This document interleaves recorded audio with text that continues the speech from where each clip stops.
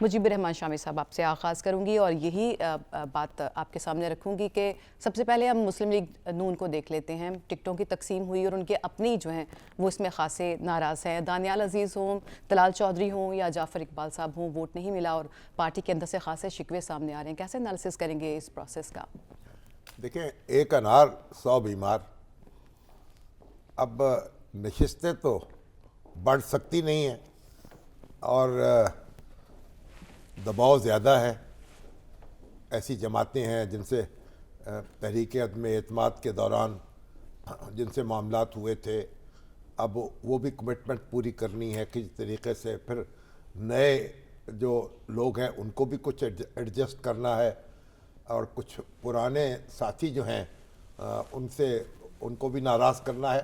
تو یہ بس اس طرح تو ہوتا ہے اس طرح کے کاموں میں۔ اب دیکھیں نا، اب ہمارے دانیال چودھری صاحب ہیں، ٹھیک ہے، ان بیچارے نااہلی انہوں نے کاٹی مسلم لیگ نون کے لیے، سزا ان کو ہوئی، لیکن اب مسئلہ یہ بھی ہے کہ انہوں نے کمپین بھی چلا دی اپنی پارٹی کے خلاف، تو انڈسپلن بھی ہوا، بلکہ اپنے پاؤں پہ خود کلاڑی مار لی۔ اب اس سے میرا خیال ہے کہ جو لوگ ایسے ہیں جن کو شکایات پیدا ہو رہی ہیں، ان کو بھی پارٹی ڈسپلن وائلیٹ نہیں کرنا چاہیے۔ شامی صاحب، ویسے مہنگائی کا ہی تذکرہ کیا تھا، 16 ماہ کی جو کارکردگی تھی اسی پہ ہی سوال اٹھایا تھا، تو یہ اتنا بڑا مسئلہ ہے پارٹی کے اندر وہ تو کہہ رہے تھے یہ ذمہ دار ہیں، حسن اقبال ذمہ دار ہیں، میری پارٹی ذمہ دار ہے، تو مہنگائی کا سوال نہیں اٹھایا تھا، انگلی اٹھائی تھی اور اپنوں کی طرف اٹھائی تھی۔ بہرحال یہ جو سیاسی کارکن ہیں ان کو بھی تو ایک ڈسپلن کا مظاہرہ کرنا چاہیے نا، ایک نظم و ضبط سے کام لینا چاہیے، اور اگر کسی کو ٹکٹ نہیں ملتا تو کچھ اور اکوموڈیٹ ہو جائے گا، جب حکومت بنے گی تو کوئی ایڈوائزر بن جائے گا، کوئی کہیں اور کسی کام سے لگ جائے گا، تو یہ بھی ایک بات ہے۔ لیکن میرا خیال تب سے مجھے جو صدمہ ہوا ہے وہ مسلم لیگ کاف سے جو معاملہ نہیں بن پایا۔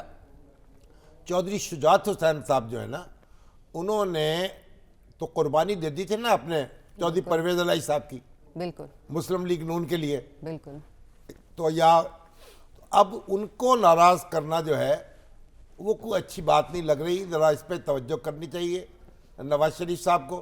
اور یہاں تو یہ ہوا کہ جمیعت اہل حدیث جو ہے اس نے بھی آج پریس کانفرنس کر ڈالی ہے اور ان کو بھی شکایات ہیں۔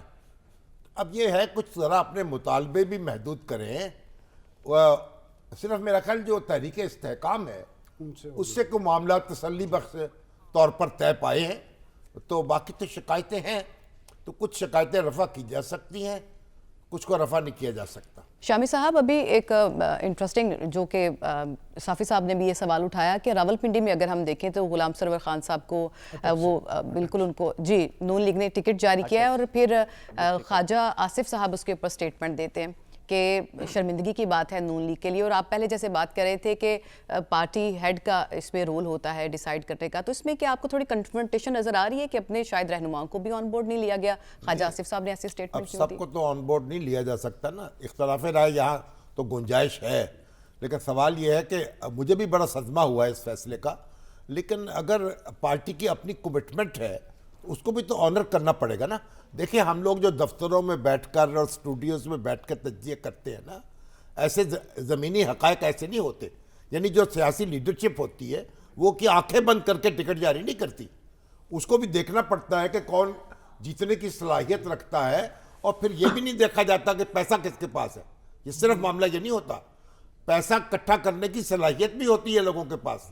غریب کارکن جو ہیں وہ ان کو ان کے سپورٹرز پیسے دیتے ہیں، اور جماعت اسلامی اور ایم کیو ایم اور جے یو آئی جو ہیں یہ تو اپنے امیدواروں کو باقاعدہ یعنی فنڈنگ کرتی ہیں ان کی، اور اسی طرح مسلم لیگ جو ہے اس کو بھی میں نے دیکھا، اور دوسری جماعتیں بھی جو ان کے کمزور کینڈیڈیٹ ہیں معاشی طور پر، ان کو وہ پیسے فراہم کرتے ہیں۔ تو یہ اگر یہ ذرا زیادہ آرگنائز ہو جائے تو پھر جو ورکر جو ہیں وہ الیکشن میں حصہ اسی طرح لے سکتے ہیں کہ پارٹیز ان کو فنڈ کریں۔ تو ایسا معاملہ نہیں ہے کہ ہم آنکھیں بند کر کے کہہ دیں، اور یہ تو آپ کو الیکشن لڑنا ہے نا، اس نے جیتنا بھی تو ہے نا، اور پھر جو ذرا سی بات ہے اور آپ پارٹی لیڈرشپ کے خلاف میدان میں آ جائیں، آپ اس کے اوپر کوسنے دینے لگے اور آپ مخالفوں کی زبان بولنے لگے اور پھر کہیں کہ ہماری خدمات ہیں. تو یہ بھی تو کوئی ڈسپلن بھی تو ہونا چاہیے نا پارٹیز میں.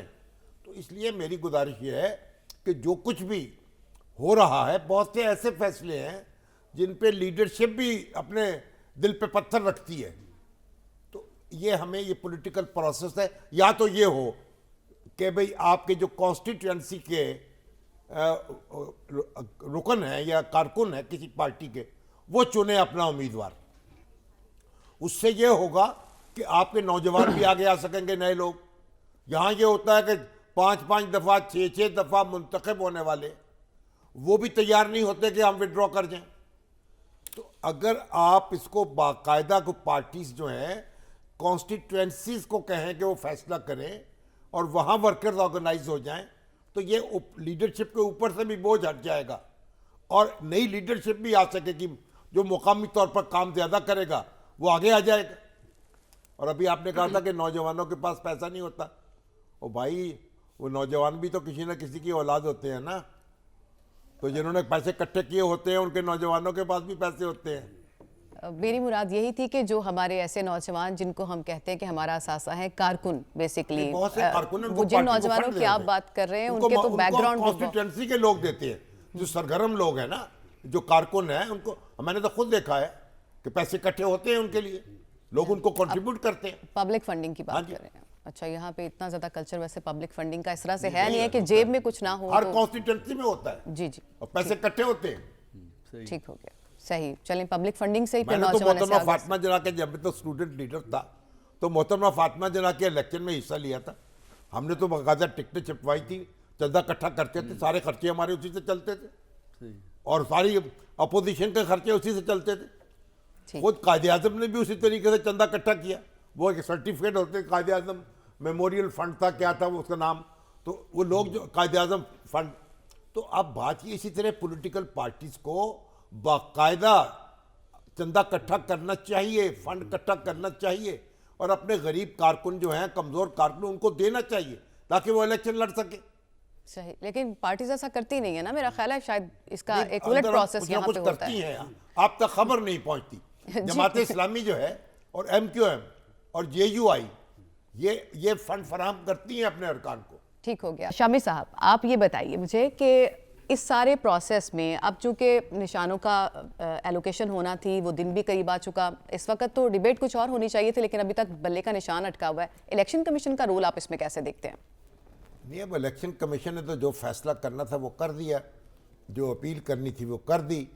اب تو سپریم کورٹ کے احاطے میں ہے گیند. اب وہ بلے پہ کیا گزرتی ہے میرا خیال شاید کل فیصلہ ہو جائے یا کل نہیں تو پرسوں ہو جائے کیونکہ چیف جسٹس نے کہا کہ ہمارا ویکنڈ خراب کرنے کا شکریہ. تو اصل بات یہ ہے کہ قانون جو ہے نا اور سیاست اس کے تقاضے کچھ الگ الگ لگتے ہیں. تو جو سوال آج کیے ہیں نا چیف جسٹس نے اس پر پھر احمد خان صاحب نے کہا کہ تیاری کے لیے وقت چاہیے. تو سوالات تو ہیں لیکن میری دعا ہے اور خواہش بھی ہے کہ بلہ واپس آ جائے اور اپنا شوق پورا کرے اور انتخابی عمل میں دوڑے بھاگے کھیلے جو ہو سو ہو.